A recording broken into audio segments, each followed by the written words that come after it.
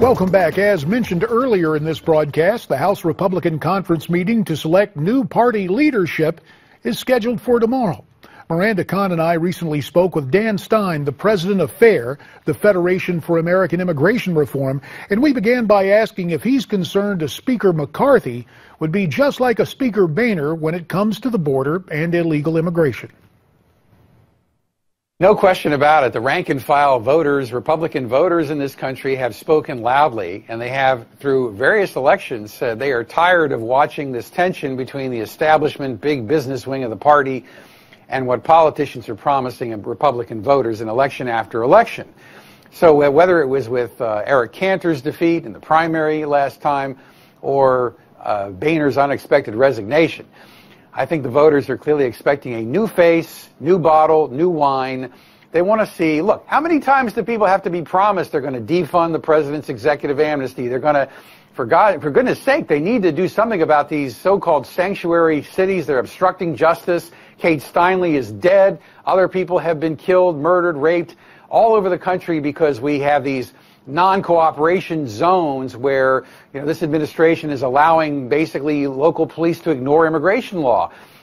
Kevin McCarthy, nice guy, big fundraiser, big agriculture, big business, but is he going to be the guy who's going to actually go down there and take it right to those folks who need to be addressed here to clean up the immigration mess in this country?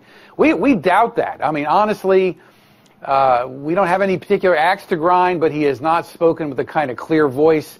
We're also hearing that many of the professional Hispanic lobby organizations are saying McCarthy's somebody they can influence because there's a big Hispanic population. That may or may not be true, but look, there's an awful lot of really good candidates, and I think what Republican voters would like to see is a real contest where you get some conservatives up there, people who've established a strong track record on immigration enforcement.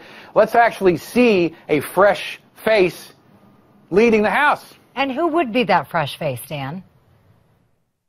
Well, look, there's a lot of people out there who have spoken very clearly. I mean, Trey Gowdy, we hear rumors he may not be running, but, nothing sweetens a guy up than looking like he's humble, he doesn't want power. Maybe it's all a ploy, but he's somebody who's very clearly spoken on this. What about Bob Goodlatte? What about Lamar Smith? I mean, we can give you lots of names of people who've established strong credentials as they're strong conservatives and also people who really care about immigration control and enforcement. In the end, what really matters is it not seem like it's a greased deal for whoever the Chamber of Commerce sends in and says, this is our guy. And that's the feeling you get when there's not a real contest is old wine, new bottle. No, old wine, old bottle. And do you get the sense the Republican conference is so insular now, so looking within itself rather than listening to constituents that they'll just go with that Chamber of Commerce pick?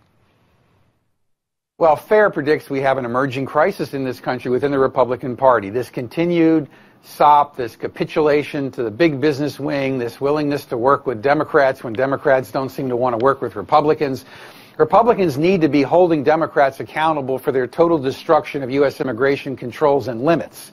And these are important political issues that voters care about. To continue to walk away from one of the most powerful, potent political issues, and one that frankly, given our obligations to our posterity, our grandchildren, and future generations, our politicians can't continue to walk away with from the immigration crisis. And if the Republican Party is not going to deal with it, who is? We'll see what happens. Also in the mix for Speaker, Jason Chaffetz and Dan Webster. Now let's take a look at what's on your mind via social media. First up, it's G-Man writing in about Pat Buchanan's appearance yesterday. He writes, I might remind you that Pat Buchanan was the author of the Nixon speech recognizing the silent majority. How great to see more of us are starting to be heard. And then there's this from James, who offers this assessment of Donald Trump's candidacy. I believe Donald Trump wears three hats with equal skill: businessman, entertainer, promoter. A significant number of voters do not study the issues or the qualifications of the individuals running for office. When they vote for the person who they know the best and have heard the most about. Donald Trump is counting on that. Maybe some truth to that, but a lot of people like what he has to say. That'll do it for us tonight. Stay brave, stay free, stay tuned.